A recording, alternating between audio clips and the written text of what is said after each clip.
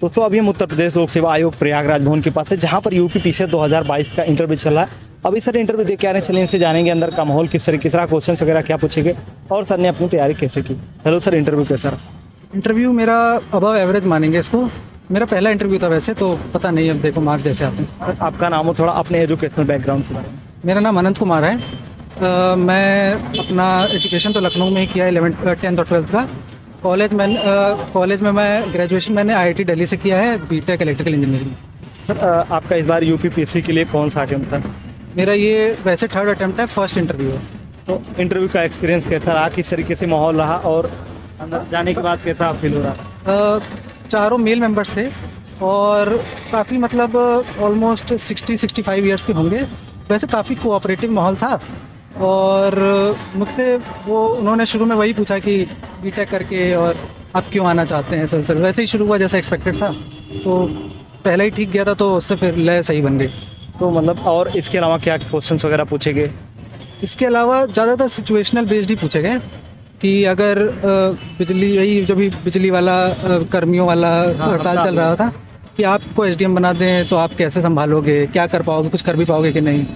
दूसरा एक सिचुएशन मुझसे पूछा था कि आपका बॉस आपको ऐसे करने से बोल रहा है। कोई सिचुएशन एग्जैक्ट नहीं दी थी, बस इन जनरल बोल रहे थे कि बॉस कुछ ऐसा बोलता है, एक मिनिस्टर ऐसे बोल रहा है, दूसरा मिनिस्टर ऐसे बोल रहा है, नीचे वाले मान नहीं रहे हैं, तो क्या करोगे। तो ये तो बहुत ही जेनरिक क्वेश्चन हो गया था। तो ऐसे केसेस में बस जेनरिक आंसर ही देखे। तो और भी कोई क्वेश्चंस मतलब यूपी से रिलेटेड और एक्स्ट्रा कुछ क्वेश्चंस? और ना मुझसे ना यूपी ना करंट अफेयर्स, मेरा सारा का सारा टेक्नोलॉजी पे गया, क्योंकि मैं बीटेक किया हुआ है शायद, इसलिए पूरा टेक्नोलॉजी पे गया कि रिन्यूएबल एनर्जी कैसे कैसे यूज़ हो रहा है, कैसे ग्रीन किया जा रहा है सारे प्रोसेसेस को, शुगर केन इंडस्ट्री को कैसे ग्रीन किया जा रहा है, और EV कैसे काम करता है, ये सब। ऑप्शनल क्या था सर? मेरा ऑप्शन सोशोलॉजी था। तो पीसीएस के लिए आप तैयारी वगैरह कहीं पर कर रहे थे, कैसे तैयारी की? मैंने सिविल सर्विसेज एग्जामिनेशन भी कर रहा था मैं, और मतलब सिमिलर सिलेबस है, तो मैंने ये भी दिया। कहाँ पर कोचिंग वगैरह करते थे आप? नहीं, मैंने कोचिंग नहीं की। कोचिंग नहीं की, क्या सेल्फ स्टडी से? मीडियम क्या रहा था? मीडियम मेरा इंग्लिश था। इसमें तो चलिए हिंदी में ही बात की इसमें तो, लेकिन मीडियम इंग्लिश। तो सर जैसे कि प्रीलिम्स का एग्जाम आने वाला है, तो आप प्रीलिम्स के लिए मतलब क्या स्ट्रेटजी आप फॉलो करते थे? सबसे पहले तो वही बेसिक बुक्स कंप्लीट करनी है हर सब्जेक्ट की। हर सब्जेक्ट के लिए 1-2 बेसिक बुक्स हर कैंडिडेट को जनरली पता ही होती है, तो वो कंप्लीट कीजिए। उनको 3 बार रिवाइज करिए एटलीस्ट। एक बार कंप्लीट हो जाए सिलेबस, साथ साथ करंट अफेयर्स पढ़ते रहिए। करंट अफेयर्स को भी 2 बार रिवाइज करिए। इससे मतलब प्री तो निकल जाएगा। वैसे मेंस के लिए आंसर राइटिंग ही करते रहना ज़रूरी है। करंट अफेयर के लिए न्यूज़पेपर पढ़ना कितना इंपॉर्टेंट होता है? मतलब न्यूज़पेपर पढ़ें या फिर मंथली मैगजीन वगैरह जो आती है उससे कवर होता है? देखिए, मेरा जो ऐसा था कि एग्ज़ाम से अराउंड 2-3 महीने पहले तो मैं न्यूज़पेपर अच्छे से पढ़ता था। उससे पहले क्या, मुझे वैसा है कि मैं 2-3 महीने बाद भूल जाता हूँ चीज़ें, तो मैं मैगजीन्स ही उससे पहले ही प्रेफर करता हूँ, यही है।